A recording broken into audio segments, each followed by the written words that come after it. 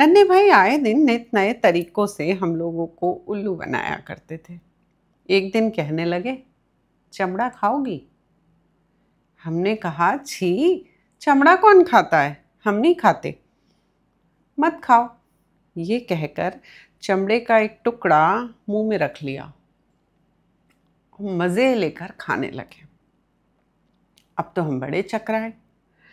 डरते डरते जरा सा चमड़ा लेकर जबान लगाई। अरे वाह, क्या मजेदार चमड़ा था, खट्टा मीठा। हमने पूछा, कहाँ से लाए नन्हे भाई? उन्होंने बताया, हमारा जूता पुराना हो गया था, वही काट दिया। झट हमने अपना जूता चखने की कोशिश की। तौबा, नाक ही सड़ गई। अरे बेवकूफ, ये क्या कर रही हो? तुम्हारे जूते का चमड़ा अच्छा नहीं है और ये गंदा है।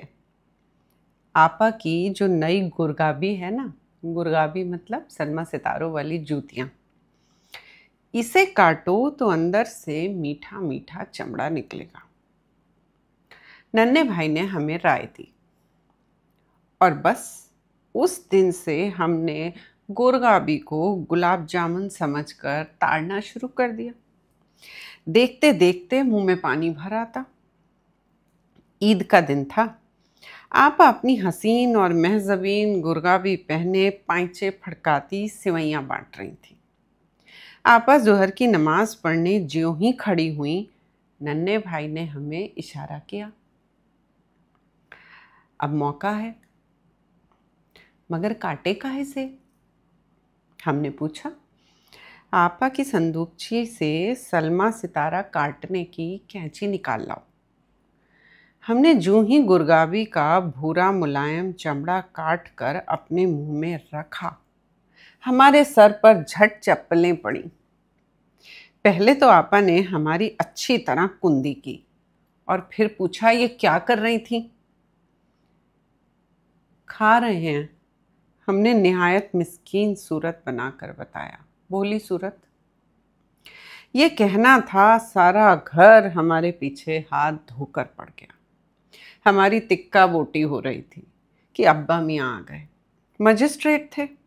फौरन मुकदमा मैं मुजरिमा और मकतूल गुरगाबी के रोती पीटती आपा ने पेश किया।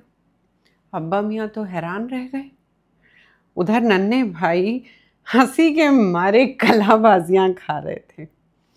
अब्बा मियाँ निहायत गमगीन आवाज में बोले, सच बताओ, जूता खा रही थी? हाँ, हमने रोते हुए एक वाले जुर्म किया।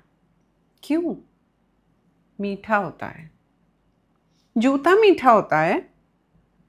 हाँ, हम फिर रहे के। ये क्या बक रही है बेगम? उन्होंने फिक्रमंद होकर अम्मा की ओर देखा। अम्मा मुंह विसोर कर कहने लगी, या खुदा, ये लड़की। हमने लाख समझाने की कोशिश की कि भाई चमड़ा सच में बहुत खट्टा मीठा होता है। नन्हे भाई ने हमें एक दिन खिलाया था, मगर कौन सुनता था।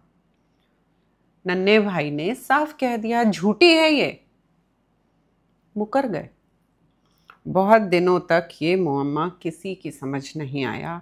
खुद हमारी अकल गुम थी कि नन्हे भाई के जूते का चमड़ा कैसा था, इतना लजीज था। और फिर एक दिन खाला भी दूसरे शहर से आई। बक्चिया खोलकर उन्होंने पत्तों में लिपटा चमड़ा निकाला और सबको बांटा। सबने बड़े मजे मजे से खाया। अब कभी हम उन्हें देखते, कभी चमड़े को। तब हमें मालूम हुआ कि जिसे हम चमड़ा समझते थे वो आम का गूदा था। आम पापड़। किसी जालिम ने आम के गूदे को सुखाकर और लाल चमड़े की शक्ल की ये मिठाई बनाकर हमें जूते खिलवाए।